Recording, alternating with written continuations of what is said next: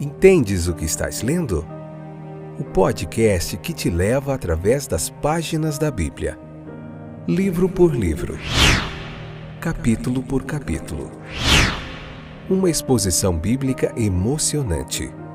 Aperte os cintos e embarque comigo nesta viagem.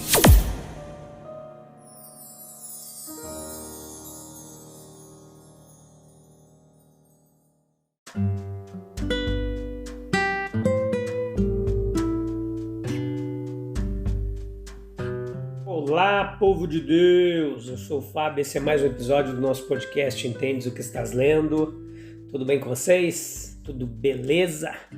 Espero que sim, espero que vocês estejam aí na alegria do Senhor, na paz do Senhor.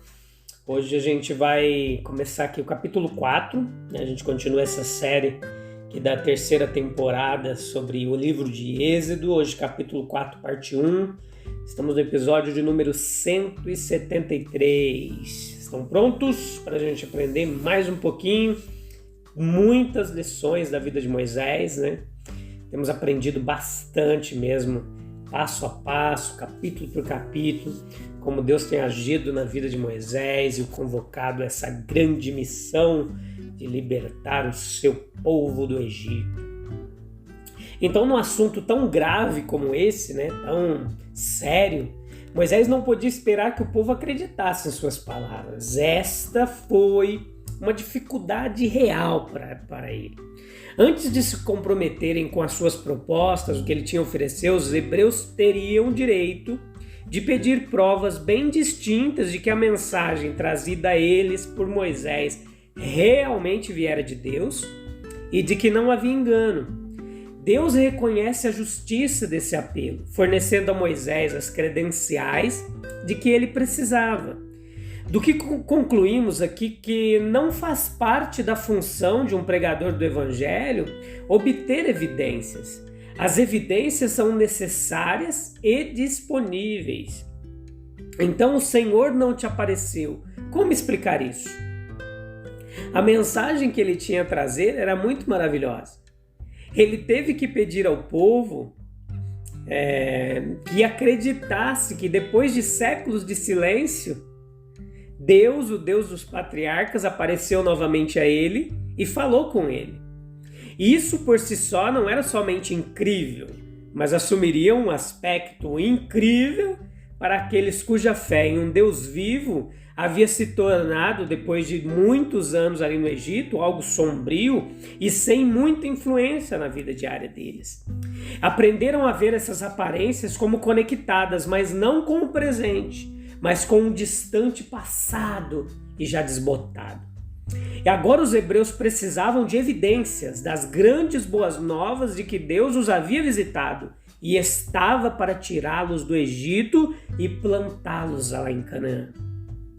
Da mesma forma, não é imensamente maravilhoso, quase uma crença passageira, que Deus deveria ter feito pelo homem tudo o que o Evangelho declara que ele fez, enviando seu Filho e fazendo expiação pelo pecado. As dificuldades na execução do propósito pareciam insuperáveis. Mesmo com Deus ao seu lado, pode parecer aos israelitas que as chances de sua libertação do faraó eram muito pequenas.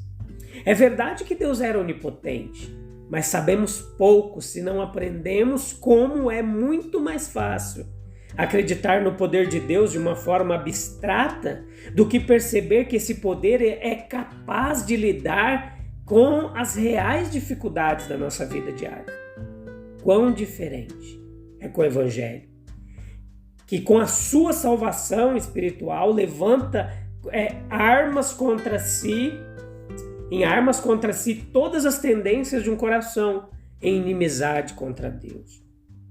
Então todos nós que somos pregadores do Evangelho precisamos se preparar para enfrentar a descrença, porque ela existe.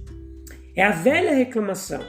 Quem acreditou no nosso mensageiro? Quem acreditou em nossa mensagem? O sucesso de Moisés em vencer a incredulidade do povo mostra que ele deve ter possuído credenciais decisivas de sua missão.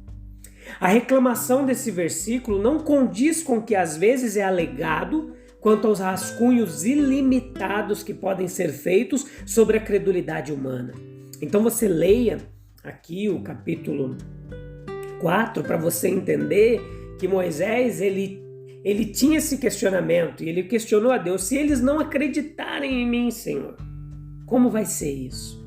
Então, nós precisamos entender que a imposição, a credulidade, a força de meras ideias, o poder de comando de uma grande personalidade são, juntos ou separados, incapazes de explicar todos os fatos. Maravilhas devem ter sido feitas, tanto no credenciamento da missão de Moisés, quanto na estupenda obra da própria libertação. Então perceba comigo que o poder divino ele é exercido sobrenaturalmente, como prova do título de Moisés para falar com autoridade divina. Esse é um caso claro do uso de milagres como credenciais de uma missão. Moisés teve a mão que se tornou leprosa e aquela vara que se transformou em uma cobra e saiu correndo. Tudo isso eram sinais que ele deveria levar ao povo como prova de que Deus estava com ele. Então, um dos sinais, nenhum sinal deveria ser desconsiderado. Mas a circunstância imediata que lhes deu o valor probatório de que Moisés foi enviado por Deus foi o fato de origem sobrenatural. Praticamente sinais do tipo feito por Moisés seriam considerados provas incontestáveis de sua comissão divina, que ele foi enviado por Deus. E é difícil ver como de outra forma sua mensagem poderia ter sido autenticada. Jeová foi capaz de ferir com as pragas mais graves ainda o Egito, e nós vamos ver isso mais para frente. Como ele também é capaz de curar quando fere. E isso transmitia ameaça e promessa. Se o povo obedecesse a sua voz, como ele curou a mão leprosa, então ele os curaria de suas desordens naturais e espirituais. E os tiraria de seu estado desprezado e impuro no Egito, enquanto inversamente. Se eles resistissem, grandes e dolorosos golpes da ira divina cairiam sobre eles. Ou se o Egito resistisse à vontade de Deus, por sua vez, seria ferido por suas pragas.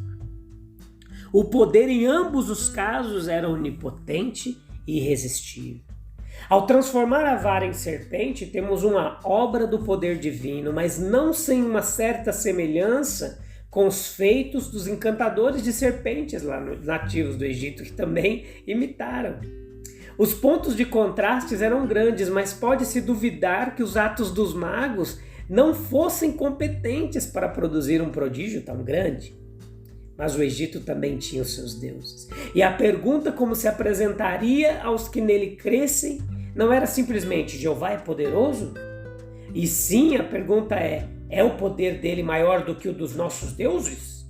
O rio Nilo, por exemplo, era considerado o deus da fertilidade, já que depois da inundação a terra ficava excelente para o plantio. O clima árido e seco do Egito tornam a sua ocupação um grande desafio, mas graças ao rio e às suas cheias fertilizantes, o desenvolvimento egípcio conheceu tempos de glória, riqueza e magnitude. A transformação daquela água sagrada em sangue vai ser o golpe mortal em toda esperança de ajuda aos deuses egípcios. Essa revelação e mandamento de Deus vieram muito repentinamente sobre ele. E embora fortes garantias e informações suficientes fossem prontamente dadas, ainda assim ele não poderia receber de uma vez o conforto que fluía delas.